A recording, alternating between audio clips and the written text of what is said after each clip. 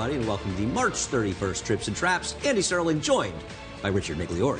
It's my favorite time of year. Main track's opening up. Horses that have had trips on the inner track that might lend itself to those longer one-turn races, 7 furlongs, a mile, of horses that we want to clue in. And I think we have an example or two of that today. No, I think that's kind of what we're looking at, and we have 3 races to look at. And there is such a big difference. There are some horses that are better suited to the 2-turn races, and there are some that are better suited to 1-turn races. And we'll start out by talking about the 4th race on March 25th, which was Friday. And a horse in here, Conquest Chronos, who will ultimately dead heat for second. And the 5 horse doesn't get off that well in here. In some ways, I think not breaking that well kind of helped his chances because it was a race that ultimately fell apart. You see horses that were 6th, 7th, and 8th early end up running 1, 2, 2 actually in here, but he never really gets comfortable. No, and he was kind of always making that long, sustained run, kind of wide, lost his cover down the backstretch.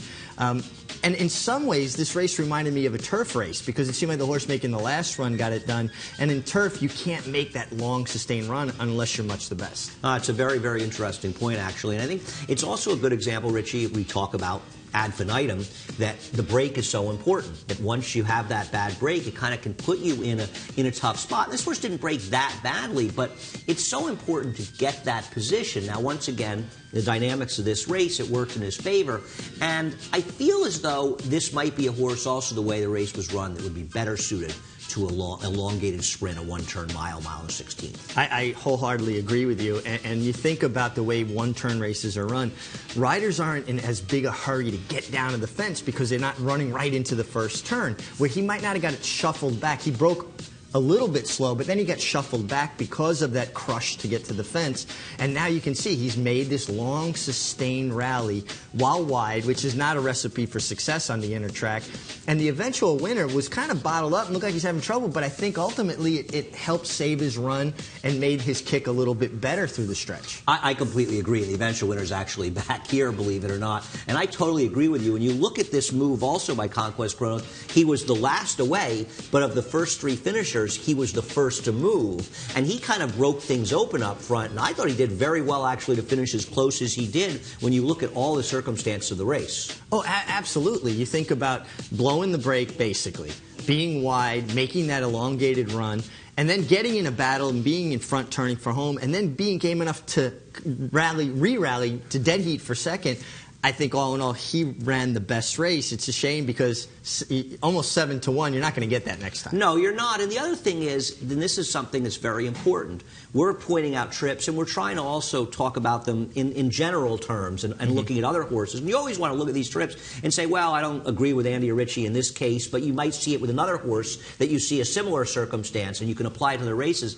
The going is going to get tougher at some point. Sure. Now, I think the next few weeks here at Aqueduct, we'll see how strong things are. But by the time we get to Belmont, these races are going to be tougher. So the window of opportunity for some of these horses is shutting. Oh, absolutely. I think you've got April.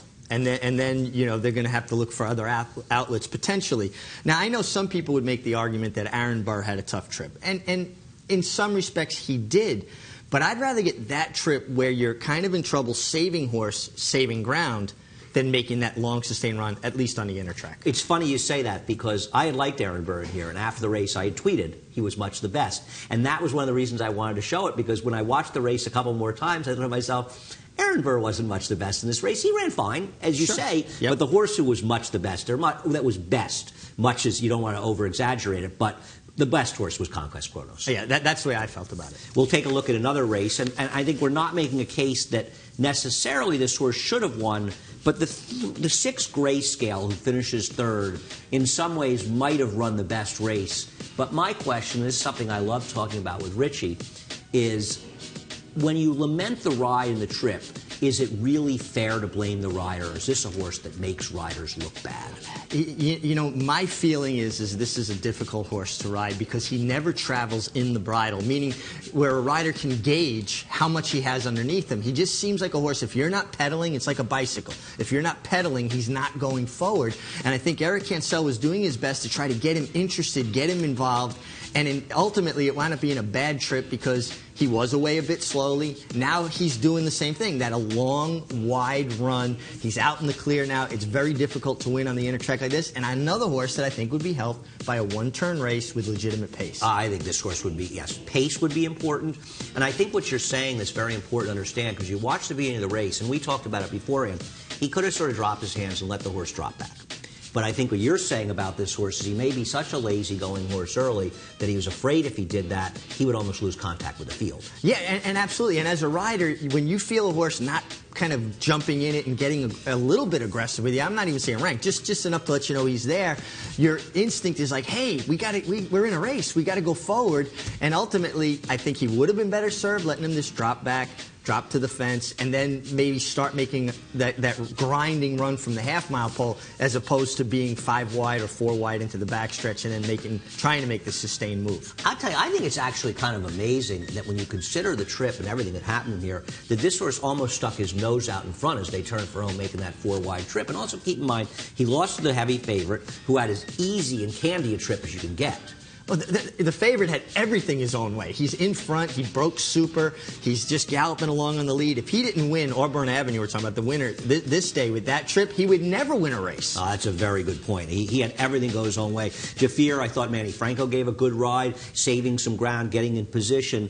Grayscale, once again, the competition may get tougher. This wasn't that strong a field, but boy, would I like him around one turn. Yeah, I would like him around one turn. I think 7/8 might be too short, because I think they might get away from him a little bit with a horse that seems to be pretty lazy. I think a one-turn mile would suit him perfectly. Well, we'll see if that happens, as we still do have those 4 weeks left of racing here at the Big A on the main track. The last race we're going to look at is the 6th race from Saturday's card, March 26th. And we're going to talk about a firster in here named Spring on Curlin, a first-time starter who has a little trouble out of the gate. And I think he just kind of took himself out of the race. Watching the head-on, I didn't see anything to show. He just takes himself out. But this was a Charlie Baker first-time starter, went off 3-1, has more distance pedigree. These horses get bet for a reason, even though during the race he didn't do a lot of running. No, but even here you can see he's kind of climbing. His action's a little bit more up and down than you like to see, and that's from the kickback. That's to be expected. He's never, had to confront this kind of kickback before, even if he worked behind horses in the morning. What's interesting to me, Andy, is Manny Franco elects to keep him inside even when they turn for home. When he had an opportunity maybe to angle out, and I think he would have finished a little bit stronger if he had done so, but I think he got a lot more out of the race the way this happened, and it almost seemed like a race made to make him go forward. Well, yeah, especially, listen, everybody goes in a race and you want to win these races, but some horses, A, aren't going to be that suited to winning, but also, once you had that break, and once, as you say, he's climbing and he's taking himself out of the race, you realize there's very little likelihood that the race could have fallen apart in front of you and you're going to try to win. Now, he rode this horse hard, sure, but as you say, at that point, an education becomes much more important. Well, I think it sets him up for a career as opposed to just, it's not all about today. And I agree, he rode him hard, but you could see, and we'll watch the gallop out, which it was so great that you pulled this up, he's still down inside of horses here as they hit the wire, right? Basically in between horses, right? Now you're going to see on the gallop out that he finally angles him out. Now he's angling out into the clear. Now this is about a 16, not quite, 70 yards past the wire. Now look, see, he's tapping him on his right shoulder. You're going to see every once in a while, yeah, right? And he kind of even popped him with his heel there. He's consciously making this horse gallop out to get more out of it.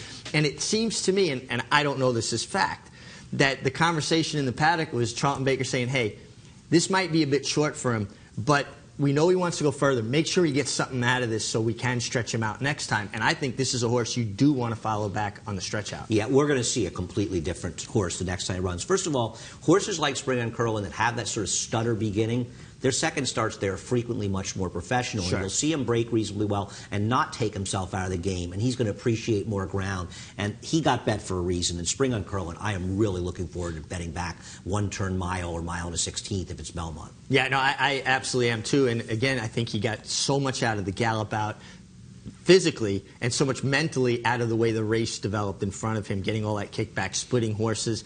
He got about 3 races worth of experience in his first start. Yeah, we can make some money with Spring on Curlin. Well, once again, we can always use your help. It's Trips and Traps at NYRANK.com.